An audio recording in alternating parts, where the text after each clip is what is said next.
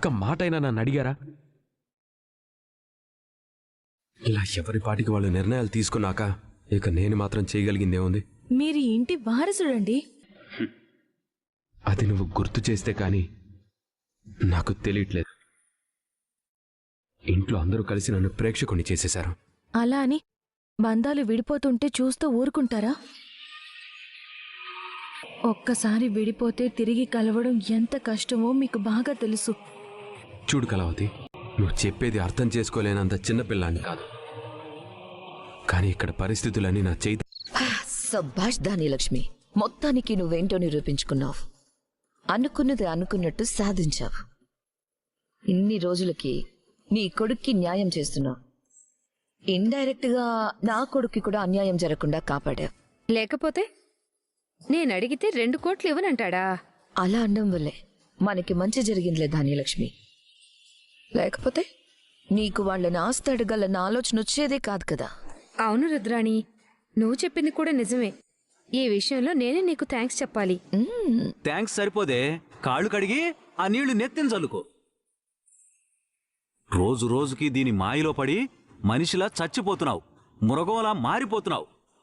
ఏమండి, ఈ రోజు ఆస్తి పంపకాల విషయంలో నువ్వేదో సాధించేశాననుకుంటున్నావు, కానీ ఏం కోల్పోతున్నావో తెలుసుకోలేకపోతున్నావు. ఏంటన్నయ్య అలా మాట్లాడతావు? ధాన్యలక్ష్మి కష్టపడింది కూడా నీ కొడుక్కి న్యాయం చేయాలనే కదా. చాలే నోర్మై, ఇంకొక మాట మాట్లాడావంటే నీ పళ్ళు రాల్తాయి. ఎందుకు కొడతారు రుద్రాణిని? తన అన్న దాంట్లో తప్పే ఉంది. నువ్వు మారిపోయావే, అందుకోసమే ఇలా మాట్లాడుతున్నావు. ఒక్క విషయం గుర్తుపెట్టుకో, ఈ రోజు నువ్వు చేసిన గొడవ వల్ల ఆస్తులు ముక్కలవచ్చు, నువ్వు కోరుకున్నట్టుగా జరగొచ్చు. కానీ ఏదో ఒకరోజు నువ్వు ఎంత పెద్ద తప్పు చేశావో అప్పుడు నీకు అర్థమవుతుంది. ఆస్తులు అంతస్తుల కంటే బంధాలే ముఖ్యమని తెలుసుకునే రోజు ఒకటి వస్తుంది. ఆ రోజు నువ్వు సంపాదించిన కోట్లాస్తి తీసుకొచ్చి ఈ మనుషుల కాళ్ల ముందు పడేసినా వాళ్ళు నీ వైపు కూడా చూడరు. ఒంటరిగా మిగిలిపోయిన నీ జీవితాన్ని చూసి నువ్వే ఏడ్చుకుంటూ కన్నీళ్లు పెట్టుకునే రోజు ఒకటి వస్తుంది. ఏంటి శపిస్తున్నారా? కాదే, జరగబోయేది చెప్తున్నా. నువ్వు దీని మాటలు నమ్మి తప్పుడు దారిలో వెళ్తున్నావు. ఏదో ఒకరోజు ఇదే నిన్ను నిలువున ముంచేస్తుంది, చూసుకో. ఇది చాలా బాగుంది. మీరిద్దరు కొట్టుకొని నా మీద పడతారేంటి?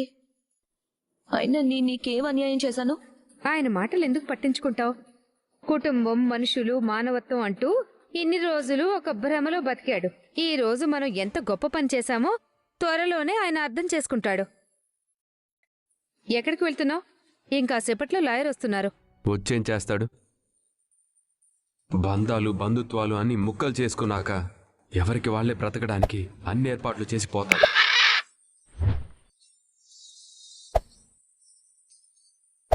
రక్త సంబంధం కన్నా, వంశ గౌరవం కన్నా, కుటుంబ ప్రతిష్ట కన్నా ఆస్తులే ముఖ్యం అనుకొని అన్ని ముక్కలు చేసిపోతాడు. ఆస్తులు ఒక్కటే ముక్కలు కావు పిన్ని, అనుబంధాలు ముక్కలైపోతాయి. మనమన్న స్థాయి నుంచి నేను, నా భార్య, పిల్లలు అనే స్థాయికి పడిపోవడానికి కావలసిన పత్రాలు సిద్ధం చేసిపోతాడు. ఆ శిథిలాలను ఏరుకోవడానికి నేను సిద్ధంగా లేను. ఈ సామ్రాజ్యాన్ని కూల్చేసి ఆ శకలాల కింద కప్పబడిపోయిన ఆత్మీయతని వెతుక్కోవడానికి నేను సిద్ధంగా లేను.